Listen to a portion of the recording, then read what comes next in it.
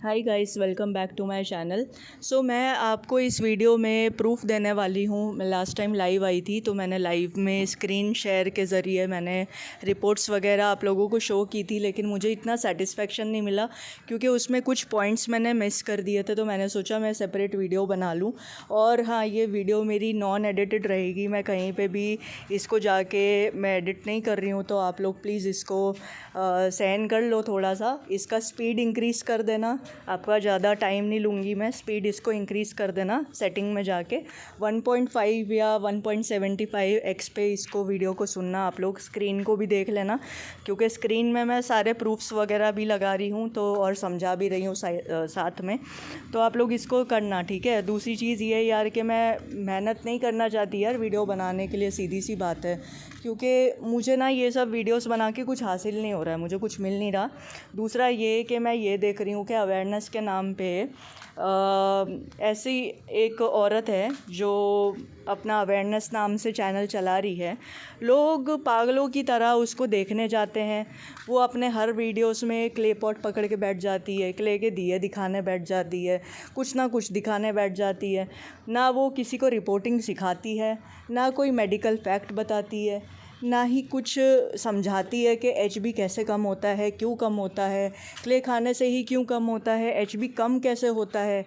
और कुछ भी मेडिकल फैक्ट्स नहीं बताती, ना किसी की स्टोरी वो इतना समझा के बताती है जितना मैं समझा के एक्सप्लेन कर कर के मैं इतना फैक्ट्स बता के आप लोग को बताती हूँ, है ना। इतना जितने रिसर्च स्टडीज़ होती है वो सारी स्क्रीन पे लगा के सारा रिसर्च करके इतना मेहनत करके मैं करती हूँ, पर मुझे कुछ नहीं मिल रहा है। वो बंदी अपना चैनल मोनेटाइज करके बैठी है और लोग पागलों की तरह उसके वीडियो देखते हैं। बस उसका एक ही लाइन होता है, ये खाने से खून सूख जाता है, ये खाने से क्या बोलते हैं, ये सूख जाता है, वो सूख जाता है, ये होता है, वो होता है। बस ये एक ही रट्टा उनका पूरा चल रहा है।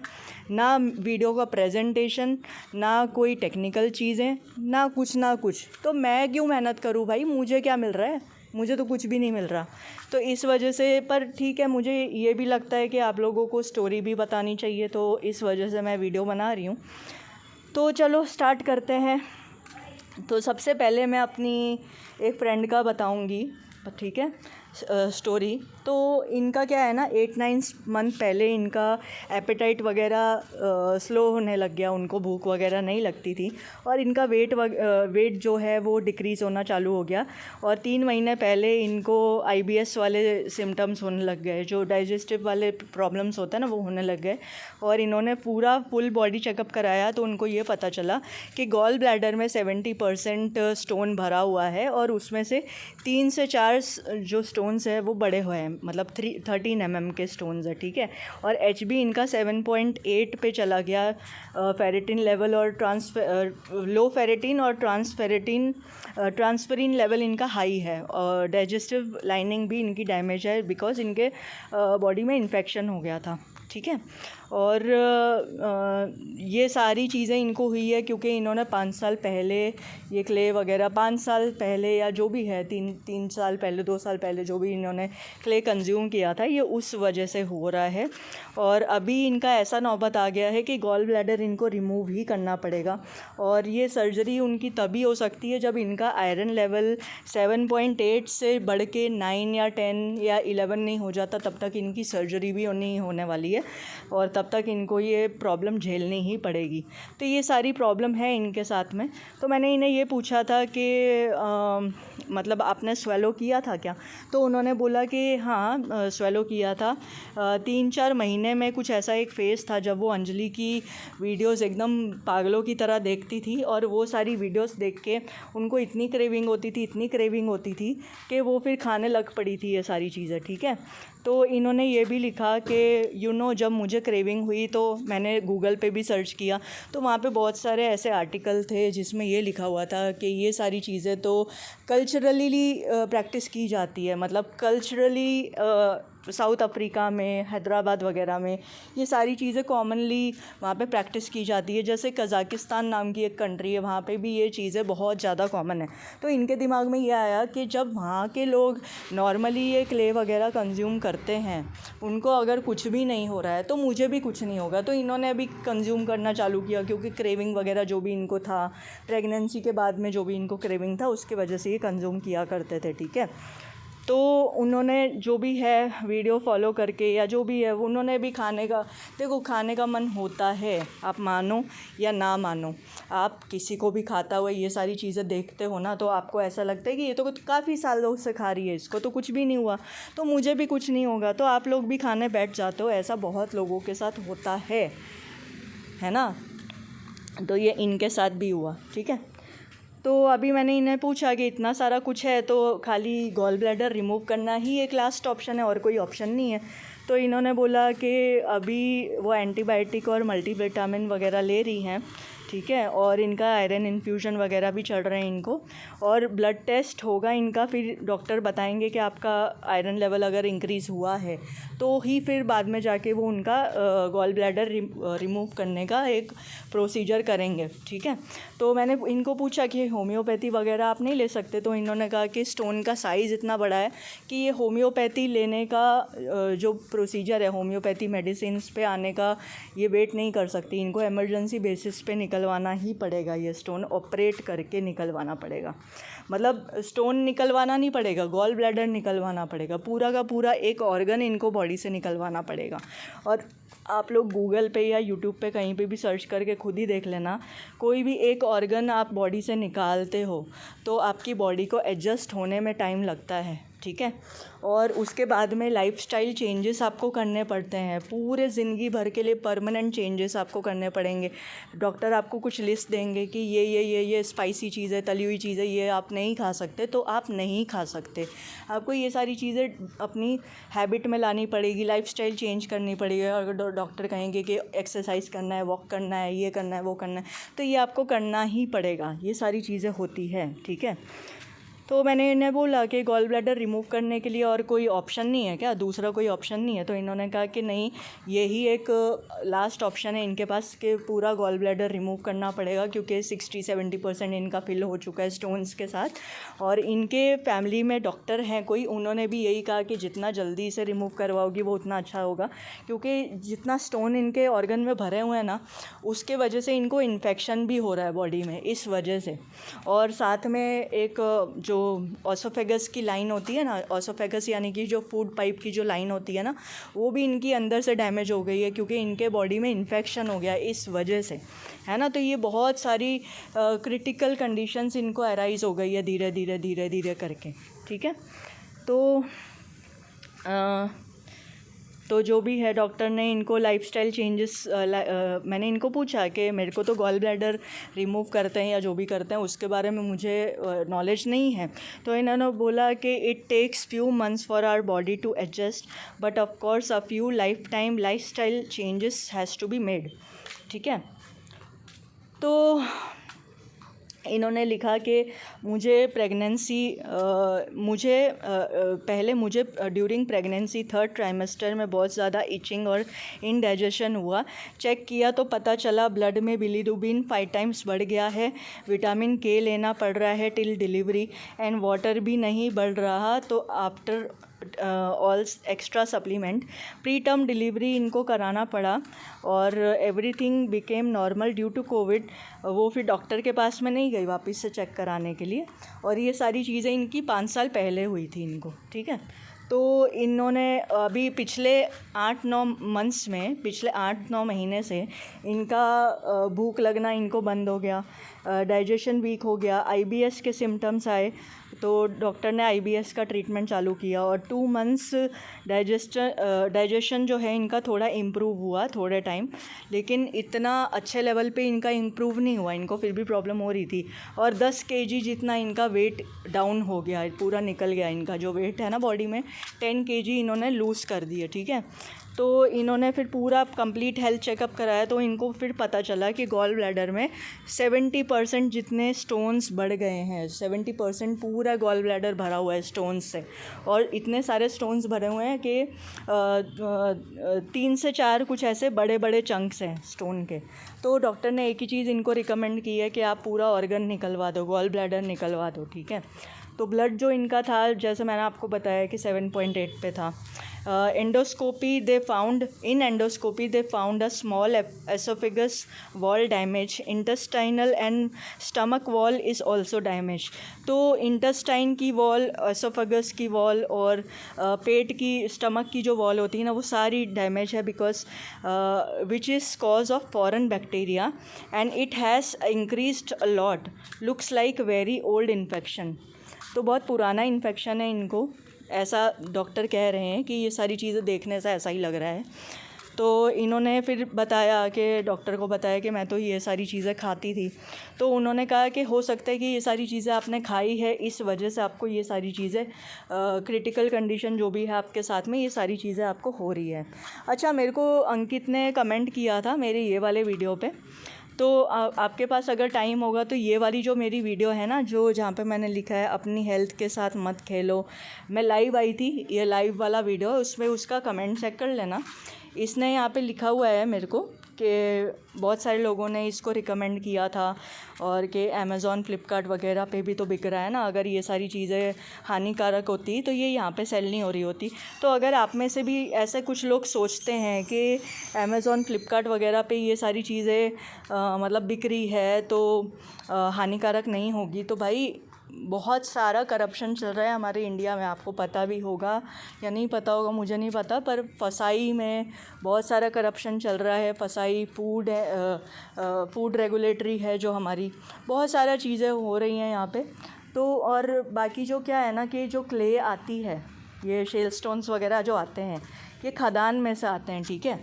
जो खदान होती है ना, वो गवर्नमेंट अंडरटेकिंग में होती है, और ये सारी चीज़ें एमएलए, पॉलिटिकल लीडर्स, ये सारे लोग कनेक्टेड होते हैं, इंटर कनेक्टेड होते हैं।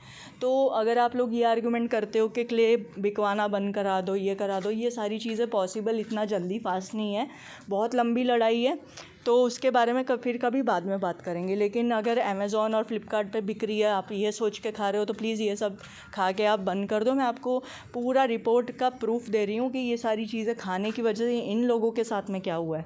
तो ये इनकी रिपोर्ट है, 35 ईयर्स एज, आप स्क्रीन पे देख सकते हो। जो रिपोर्ट की डेट है 20 सितंबर 2024, ठीक है। अभी की हाल ही की रिपोर्ट है इनकी। Liver, biliary systems, gall bladder का लिखा हुआ है। Gall bladder is distended multiple calculi word आप थोड़ा सा नोट करके रखो। Calculi of varying size fill up almost 60 to 70% of lumen, largest clump measuring 13 mm, ठीक है। ये सारी चीज़ें उनकी मतलब एंडोस्कोपी जो भी की थी उसमें मिली है। स्प्लीन, पैनक्रियास वगैरह, किडनी वगैरह सब नॉर्मल है, बट इनका जो गॉल ब्लैडर उसमें स्टोन्स भर चुके हैं 60 to 70% जितने। कैल्यूली, मल्टीपल कैल्यूली। अब कैल्यूली क्या होता है गाइस, मैं आपको बताती हूँ कि कैल्यूली क्या होता है। एक सेकेंड, हाँ, ये देखिए जो कैल्यूली होता है, यहाँ पे आप स्क्रीन पे गौर करो, यहाँ पे लिखा है in medical terms calculus is a stone और concentration of mineral salts that forms in bodies organ और duct. The plural of calculus is calculi, ठीक है। हिंदी में बता रही हूँ, जो स्टोन्स आपके बॉडी में जमा होता रहता है, कोई जो आपका ऑर्गन है उसमें अगर स्टोन जमा हो रहा है तो उसको कैलकुलस बोलेंगे। एक स्टोन है तो कैलकुलस बोलेंगे, लेकिन मल्टीपल स्टोन्स है तो उसे कैल्यूली बोलेंगे, कैल्यूली।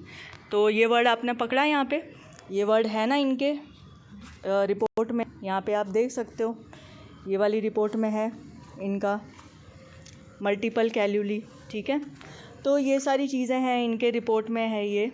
और दूसरा ये कि इनका फेरिटिन लेवल, जो एक प्रोटीन होता है आयरन का, आयरन बाइंडिंग कैपेसिटी वगैरह जो भी है, आयरन बाइंडिंग कैपेसिटी यानी कि जो आप जितनी चीज़ें आप खाते हो, फूड वगैरह, फ्रूट्स वगैरह जो भी आप कंज्यूम करते हो, आप खाना वगैरह खा रहे हो, तो आपकी बॉडी में कितनी कैपेसिटी है आयरन को बाइंड करने की, यानी आयरन बनाने की, आयरन को बाइंड यानी पकड़ के रखने की। बहुत लोग ऐसा बोलते हैं ना कि आप कितना ही सारा बीटरूट पी लो, आपको लगता ही नहीं है, कितना ही खा लो, इसके शरीर में लगता ही नहीं है। जो लगता ही नहीं है वाला वर्ड होता है ना, उसको कहते हैं बाइंडिंग, बाइंड होना यानी कंबाइन होना। इन शॉर्ट मतलब बता रही हूँ आपको, आपके बॉडी में आयरन जितना भी आप पालक खा लो, जितना भी आप ये सारी चीज़ें खा लो, आपके बॉडी में एब्जॉर्ब नहीं होगी जब तक आपके बॉडी में विटामिन सी की मात्रा उतनी नहीं होगी ना, तब तक वो नहीं लगेगा। आप जब भी लो ब्लड का आप ट्रीटमेंट लेने जाओगे तो डॉक्टर आपको आयरन की सप्लीमेंट्स देते हैं, साथ ही साथ में उसमें विटामिन सी की भी सप्लीमेंट्स देते हैं, बिकॉज़ विटामिन सी जो होता है ना, वो सपोर्ट प्रोवाइड करता है, आपकी बॉडी में एब्जॉर्बिंग कैपेसिटी इंक्रीज़ करता है। तो लेकिन क्या होता है, जिन जिन लोगों को स्टोन्स होते हैं उन लोगों को डॉक्टर टमाटर खाना, पालक खाना, ठीक है, जिस जिस चीज़ों में आयरन है वो सारी चीज़ें खाना बंद करवा देते हैं। तो ये लोग आयरन वाली चीज़ें भी नहीं खा सकते, टमाटर भी नहीं खा सकते, तला हुआ भी नहीं खा सकते, ज़्यादा मसाले वाला भी नहीं खा सकते, क्योंकि स्टोन है तो स्टोन की वजह से डाइजेस्टिव इश्यूज़ भी होंगे। क्योंकि स्टोन मुझे भी था बचपन में, तो मुझे इस वजह से पता है, क्योंकि मेरे को भी जब स्टोन था, मेरे को चावल के दाने जितना बहुत छोटा स्टोन ही था, तो मुझे डॉक्टर ने पालक, केला, टमाटर, जो बीज वाला टमाटर है, टमाटर पूरा ही बंद करवा दिया, तेल वाली चीज़ें, मसाले वाली चीज़ें, ये सारी चीज़ें उन्होंने बंद करवा दी। जब तक मेरा स्टोन पूरा बॉडी से नहीं निकला तब तक ये सारी चीज़ें बंद करवा दी थी। और मतलब मुझे भी डाइजेस्टिव इश्यूज़ होते थे, मैं कुछ भी खाती पीती थी ना, तुरंत मुझे वॉमिटिंग हो जाती थी, और मेरा भी वेट बहुत ज़्यादा गिर गया था। तो ये सारी चीज़ें मैंने एक्सपीरियंस की है बचपन में, जब मैं 3rd-4th स्टैंडर्ड में थी ना, तो ये तब की बात मैं आपको बता रही हूँ। तो ये सेम इन लोगों के साथ भी है। इनके गॉल ब्लैडर में तो आप सोचो ना, 60 to 70% तो गॉल ब्लैडर में स्टोन भरा हुआ है, तो इनकी क्या हालत हो रही होगी। इनका तो एक बच्चा भी है। आप सोचो, एक लेडी के लिए, जो मैरिड औरतें होती हैं, उनके लिए बच्चा संभालना, घर संभालना कितना ज़िम्मेदारी का काम है। आप इतनी मतलब ऐसे कंडीशन में कैसे क्या ये मैनेज करती होगी, आप खुद सोचो। तो आप खुद अपने दिमाग से सोच के देखना ज़रा कि ये सारी चीज़ें कंज्यूम करनी चाहिए आपको, चॉइस आपकी है। मैं तो आपको प्रूफ दे के बता रही हूँ, अवेयरनेस वीडियो में बना रही हूँ, तो मैं आपको प्रूफ भी दे रही हूँ। यहाँ पे मेरे को नहीं लगता कि किसी ने इस तरीके का प्रूफ आपको दे के साइंटिफिकली, कभी मेडिकली आपको टर्मिनोलॉजी समझाई होंगी, आपको मेडिकल फैक्ट समझाए होंगे।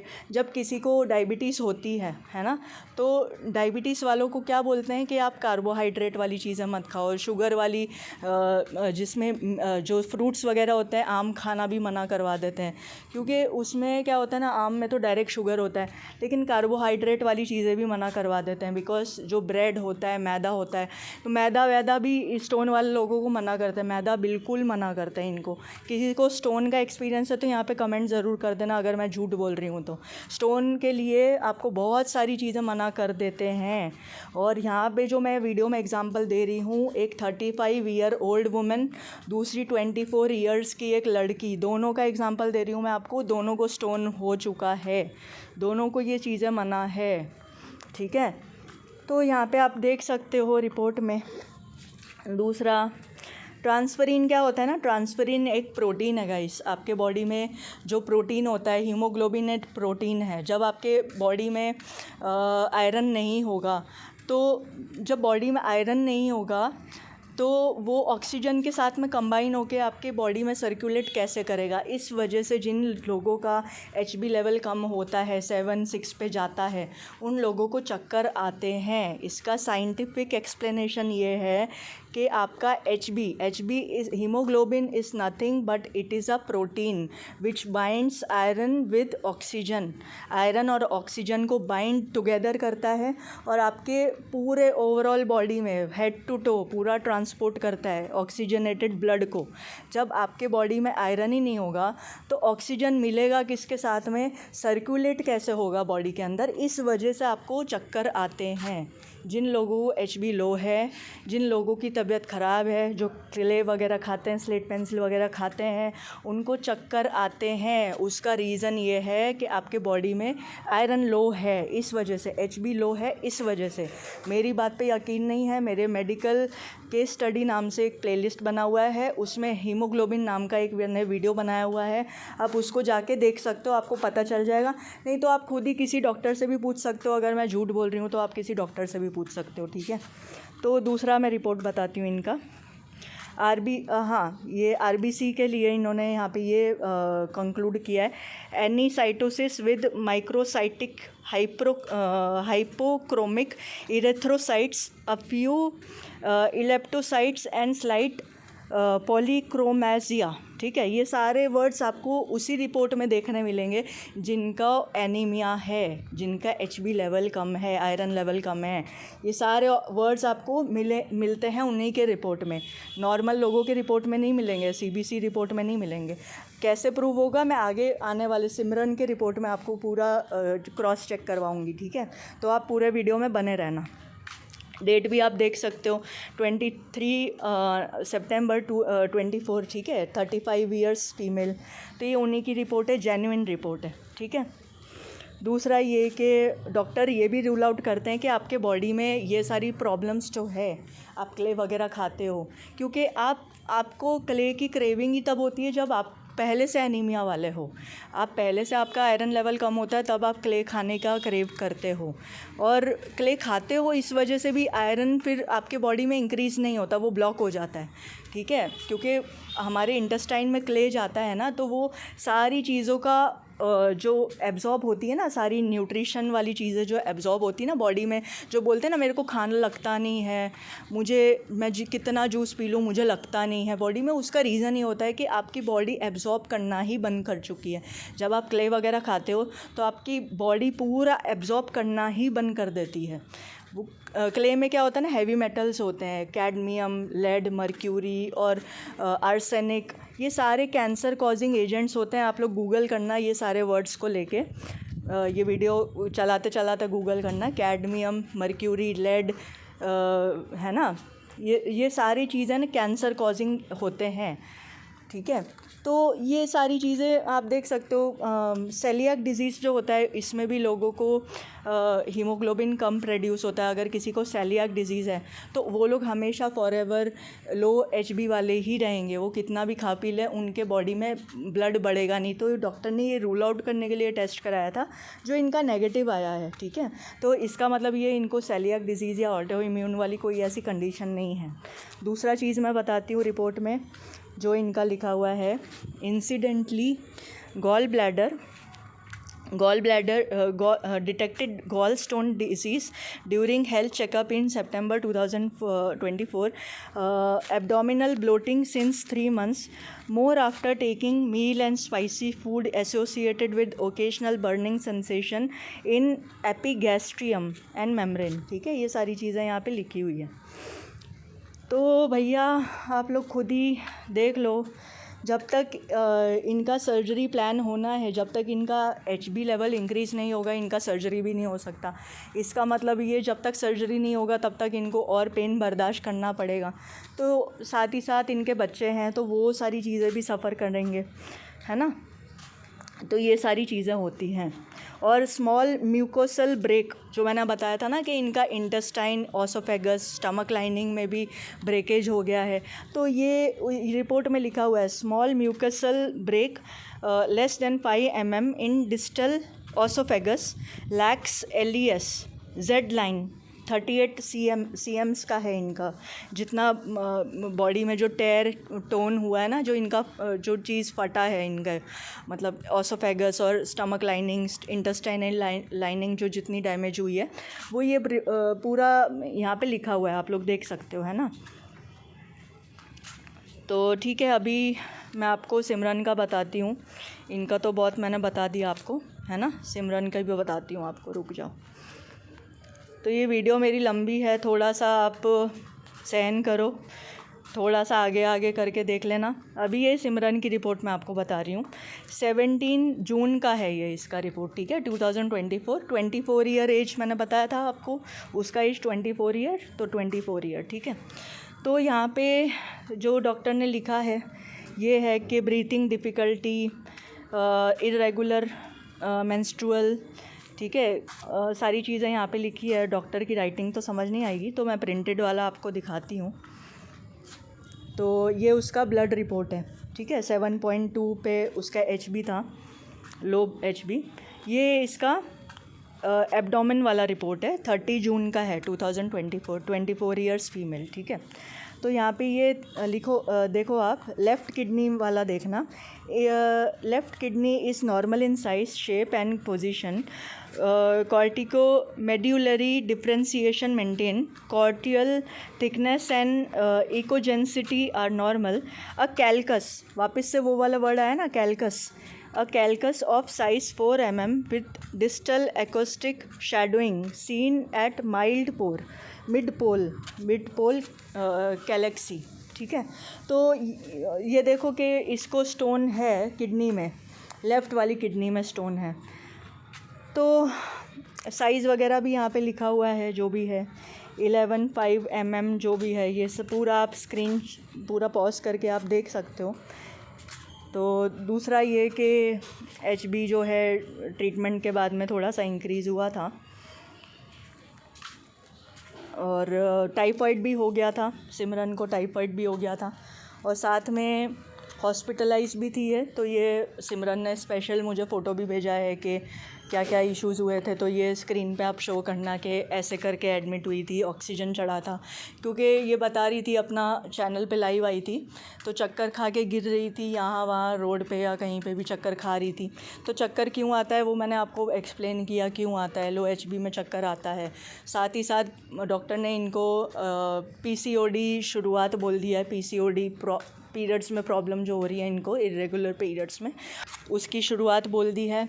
दूसरा कि इनको टाइफाइड भी हो गया था, तीसरा कि इनका HB लो हो गया, चौथा कि इनको स्टोन हो गया किडनी में, है ना। तो ये सारी चीज़ें हैं कि इतनी सारी चीज़ें इनको फेस करनी पड़ी। टाइफाइड क्यों हुआ, क्योंकि आप कंटामिनेटेड क्ले खाओगे तो यही होगा। और सिमरन ने कभी भी अपने लाइफ टाइम में स्वेलो नहीं किया है, जितना भी उसने क्रंच किया है सिर्फ क्रंच करके स्पिट किया है, उसने स्वेलो ज़रा भी नहीं किया। फिर भी उसकी इतनी बुरी हालत हो गई कि इतनी बीमार पड़ गई कि अपना जॉब तक इसको छोड़ना पड़ गया। तो आप लोग खुद ही सोचो कि ये सबसे बड़ा प्रूफ है ऑन यूट्यूब के इतनी सारी प्रॉब्लम्स होती है। जो लोग ये कहते हैं कि हम खाली क्रंच करते हैं, स्पिट कर देते हैं तो कुछ नहीं होता, तो ये उसके लिए जीता जागता एग्जाम्पल है कि क्या क्या कुछ और हो सकता है ना। पूरे बाल की क्वालिटी ख़राब हो गई, बाल गिर गए। और दूसरा ये कि पेट में इनको इन्फेक्शन भी हो गया था, ये भी इन्होंने बताया था अपने लाइव में।